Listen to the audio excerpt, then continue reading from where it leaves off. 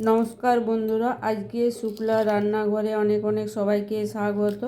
আজ আর একটা দুর্দান্ত স্বাদের রেসিপি নিয়ে চলে এসেছি। আজকে রেসিপি হলো শিম ভর্তা। এটা শীতের দুপুরে গরম ভাতের সাথে দুর্দান্ত লাগে খেতে।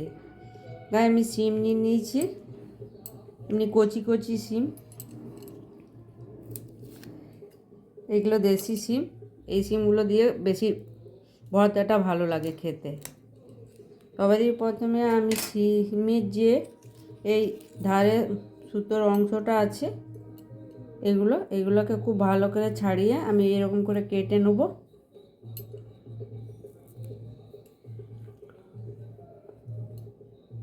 আর খুবই কচি শিমগুলো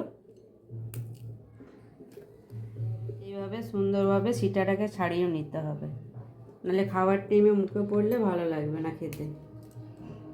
সমস্ত শিমগুলো আমার ছাড়ানো হয়ে গেছে। এবার কড়াইয়ে করে আমি একটু জল দিয়ে ভাপিয়ে নেবো। খুব বেশি জল দেবো না, তবে জলটা শুকিয়ে নিতে হবে, নাহলে শিমের যে পুষ্টিগুণ আছে সেটা বেরিয়ে যাবে জলের সাথে। এইভাবে নাড়াচাড়া করে আমি জলটাকে শুকিয়ে নেব, তবে খুব বেশি সিদ্ধ করব না, ওই 50% 60%-এর মতো সিদ্ধটা করে নেব। নাড়াচাড়া করে আমার জলটা শুকিয়ে গেছে। এবার আমি গ্যাসটাকে বন্ধ হয়ে বেশ কিছুটা ঠান্ডা হতে দেবো, তো পুরো ঠান্ডা করব না।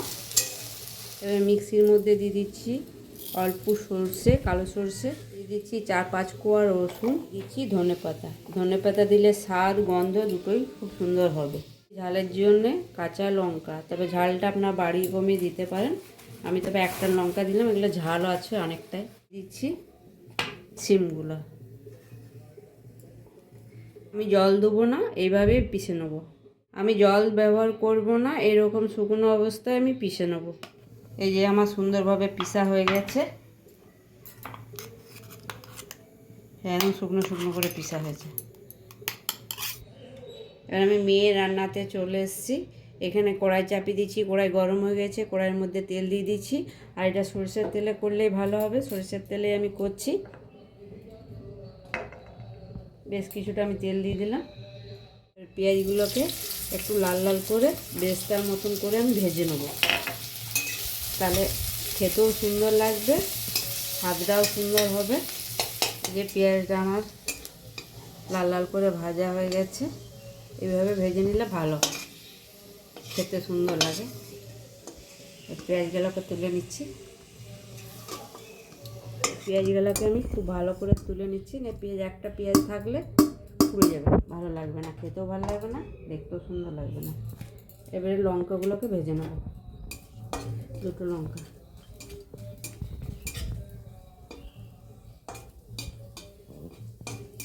লঙ্কাগুলো ভেজে তুলে নিলাম। দিয়ে দিচ্ছি কালো জিরে, এবার দিয়ে দিচ্ছি বেটে রাখা শিমটা।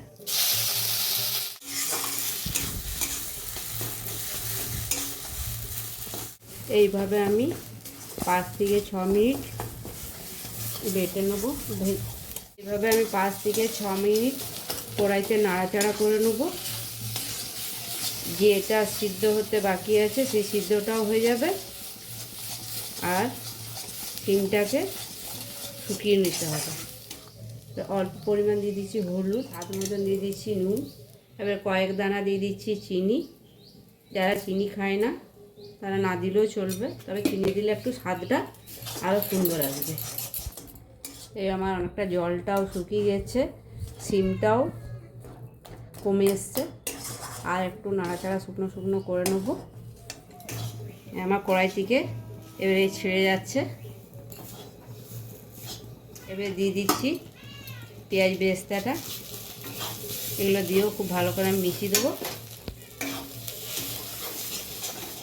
আমার শিম ভর্তা হয়ে গেল। এবার আমি গ্যাসটাকে বন্ধ করে দেবো।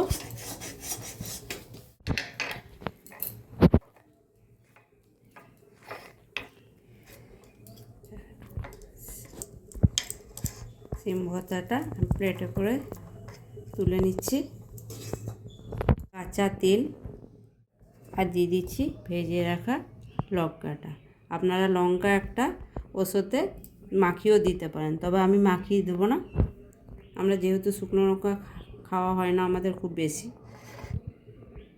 আজকের এই শিম ভর্তা রেসিপিটা আপনাদের কেমন লাগলো অবশ্যই জানাবেন। যদি ভালো লাগে লাইক শেয়ার সাবস্ক্রাইব করবেন, পাশে থেকে সাপোর্ট করবেন আর এইভাবে বানিয়ে গরম ভাতের সাথে দুপুরে খাবেন।